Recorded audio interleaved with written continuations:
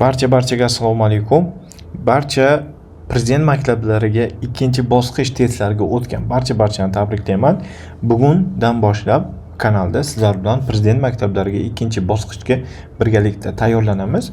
Buning uchun bizga pima.quiz.uz degan sayt kerak bo'ladi va bu yerda ro'yxatdan o'tib olishimiz kerak va testlar bo'limiga o'tamiz va bu yerda test tahlillarini boshlaymiz. Bizaga ko'proq nima kerak bo'ladi? Bizaga ko'proq mantiqiy va tanqidiy fikrlash va matematikani sizlar bilan o'rganamiz. Demak, biz 3000 so'm evaziga, atiga 3000 so'm evaziga mantiqiy va tanqidiy fikrlashdan 30 ta test sotib olamiz va testni boshlash tugmasini bosamiz. Demak, biza boshladik. 2 idish suv bilan to'ldirilgan Y idishda jami 80 mg suv bo'lguncha X idishdan suv Y ga quyildi. X idishda qancha suv qoldi? Demak, qaranglar, bular alohida idish. O'zi X da qancha suv bor? 30 bor.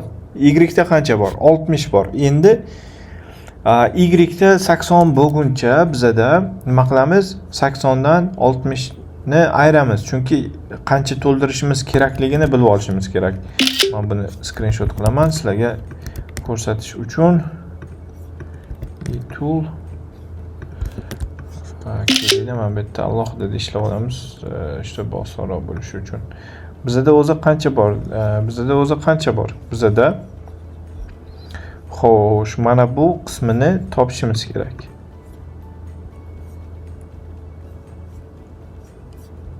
Demak, qaranglar, bizada mana bu qismi to'ldirilishi kerak bo'lgan soha. Demak, biz nima qilamiz? 80 dan ayiramiz 60 ni. O'shanda mana bu qismi kelib chiqadi. Uni qiymati 20 ga teng bo'ladi. Demak, 20 suv olishimiz kerak. Bitta katak 10 dan bo'lsa, biz mana buni olishimiz kerak. O'shanda 30 ayrilgan 20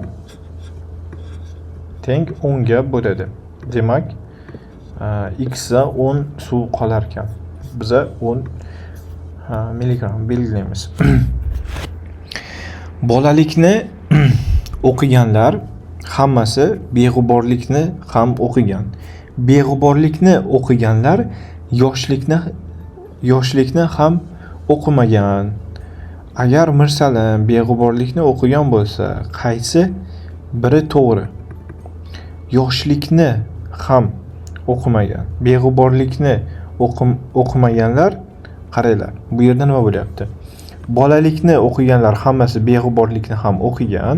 Beg'uborlikni o'qimaganlar yoshlikni ham o'qimagan. Agar Mirsalim beg'uborlikni o'qigan bo'lsa, qaysi biri to'g'ri? Endi nima qilamiz? Birinchi shartni bitta avval variantlar o'qiylik. Ikkalasi ham o'qigani aniq, bolalikni o'qigani aniq. Uning bolalik yoki yoshlik kitoblaridan qaysi birini o'qigani ma'lum emas. U yoshlikni o'qigani aniq. Nima qilamiz? Bolalikni o'qiganlarning hammasi beg'uborlikni ham o'qigan. Endi men bu yerda alohida chizib olaman. Xo'p, bu bolalik, bu beg'uborlik. Xo'p, bolalikni o'qiganlari hammasi beg'uborlikka o'qigan. Bolalikni o'qiganlar buni o'qigan, to'g'rimi?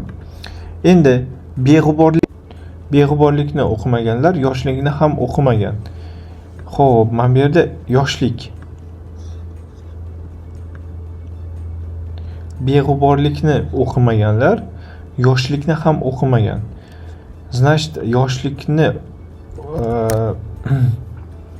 agar beg'uborlikni o'qigan bo'lsa, beg'uborlikni o'qimaganlar yoshlikni ham o'qimagan. Beg'uborlikni o'qimaganlar yoshlikni ham o'qimagan.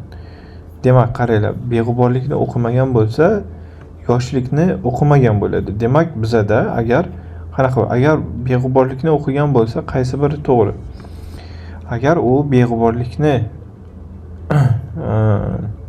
beg'uborlikni o'qimagan bo'lsa, yoshlikni o'qimagan, lekin beg'uborlikni o'qigan bo'lsa, yoshlikni ham o'qigan degan javob yo'qda. Shuning uchun bizga anig'i beg'uborlikni o'qigan bo'lsa, u nimani? Bolalik bilan beg'uborlikni o'qigan bo'ladi. Xo'p, u bolalikni o'qigan aniq. Uning bolalik yoki yoshlikni kitoblardan qaysi biri o'qigan ma'lum emas. U bolalikni o'qigani aniq, lekin yoshlikni o'qigani ma'lum emas bizga. Xo'p, fotoapparat va linzaning narxi $600. Fotoapparat va qutining narxi $450.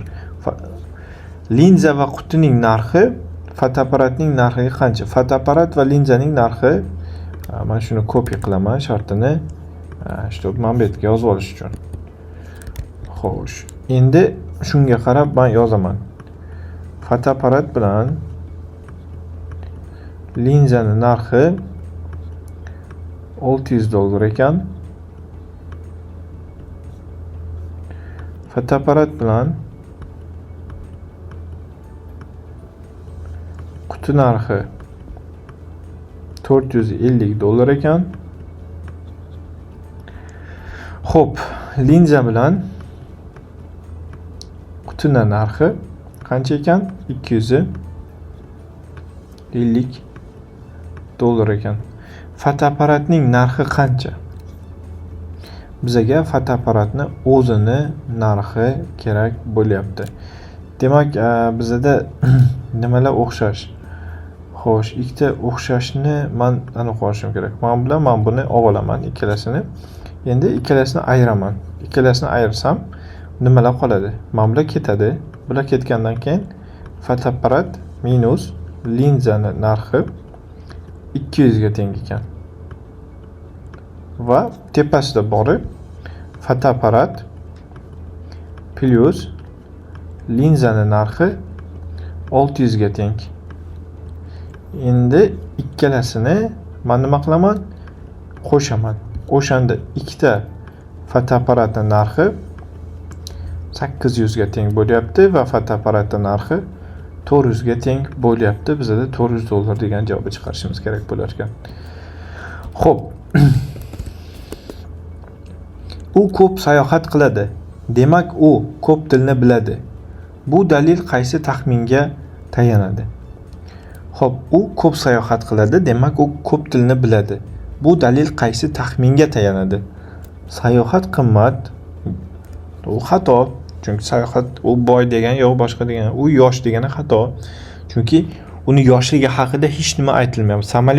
Samolyot tezligi haqida ham aytilmayapti. Ko'p sayohat qilganlar har bir kishi ko'p tilni biladi. Ko'p sayohat qilgan har bir kishi ko'p tilni biladi. U to'g'ri keladi, chunki u ko'p chet davlatlarga, har xil davlatga sayohat qilganning hisobiga u ko'p tilni biladi. Xo'p, 1 dan 12 gacha bo'lgan sonlardan nechtasi 3 ga bo'linadi? Endi buni qanaqa qilamiz? Son.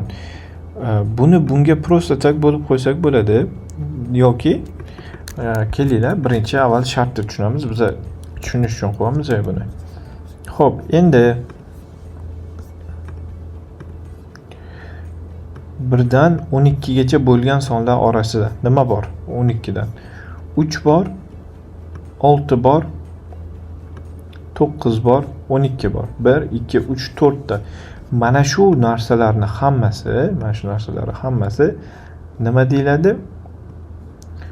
3 ni karalilari. Shuni 12 ni bo'lamiz 3 ga desam 4 qiymati kelib chiqyapti. Tushunarli-a? 1 dan 12 gacha bo'lgan sonlardan nechtasi 3 ga bo'linadi? Sonlardan deyilyapti. Endi Salim Karimdan katta, Karim Jasurdan katta. Xo'p, Jasur Otabekdan katta. Eng kattasi kim? Xo'p, bu yerga buni ham yozib olamiz.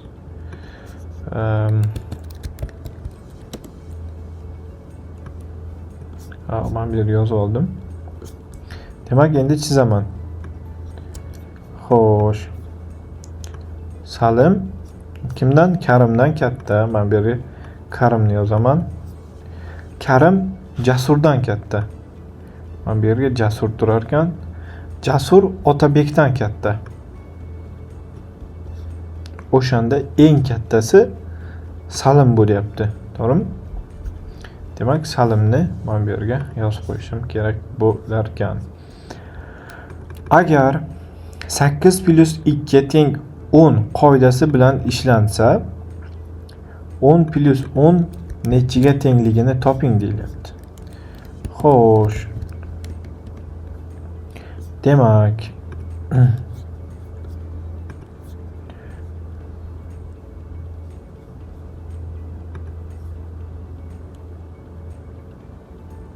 8 plus 2 teng 10 qoidasi ishlasa 10 plus 10 nechiga tengligini toping. Xo'p, endi nima qilishimiz kerak?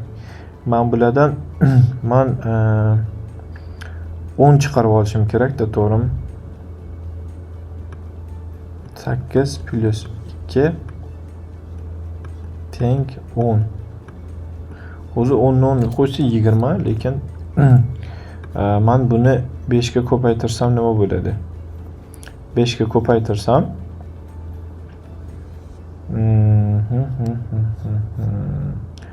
manda 40 plus 10 teng 50 ni bari 10 ga teng bo'lar ekanda, boshqa iloji yo'q-da. 20. Ushbu qo'sh ketma-ketlikning keyingi hadini toping. Qarang. Bu yerda 3 bor, 30 bor, 5 bor, 34 bor, 7 bor, 38 bor. Mana bu men kopiya qilib olaman sizlarga tushuntirish uchun. Xo'sh. Endi qaranglar. Mana bu bor. Mana bu bor. Mana bu bor, mana bu bor. Buni orasi 2 dan bo'lyapti. Buni orasi 4 dan bo'lyapti. Demak, mana bu ketma-ketligi bunisi 9 bo'ladi. Undan keyingisi 42 bo'ladi. Ya'ni bunaqasi 2, bunaqasi 4 dan bo'lyapti. O'shani bizning keyingi hadi 9 ga teng bo'ladi. Ketma-ketlikning keyingi hadini toping. Bu ham xuddi shunga o'xshagan bo'lyaptimi? Bu bilan buni yig'indisi, bu bilan buni ayirmasi 7 ga teng bo'lyapti. Bu bilan bu 9 ga. Xo'p, endi bu bilan buni yig'indisicha yo'q. Bizda boshqacharoq struktura ishlar ekan bu yerda. Qaranglar, bunda qanaqa bo'lyapti? Bu bilan bu 3 ga farq qilyapti, bu bilan bu 4 ga farq qilyapti, bu bilan bu 5 ga farq qilyapti, bu bilan bu 6 ga, bu bilan bu 7 ga farq qilishi kerak. 7 ga farq qiladigan bo'lsa, bu 32 ga teng bo'lar ekan. Demak, 32 ekan keyingi hadi. Xo'p, harflar ketma-ketligini davom ettiring deyilyapti bu yerda. A, E, I, M, Q. A, E, I, M, Q. Xo'sh.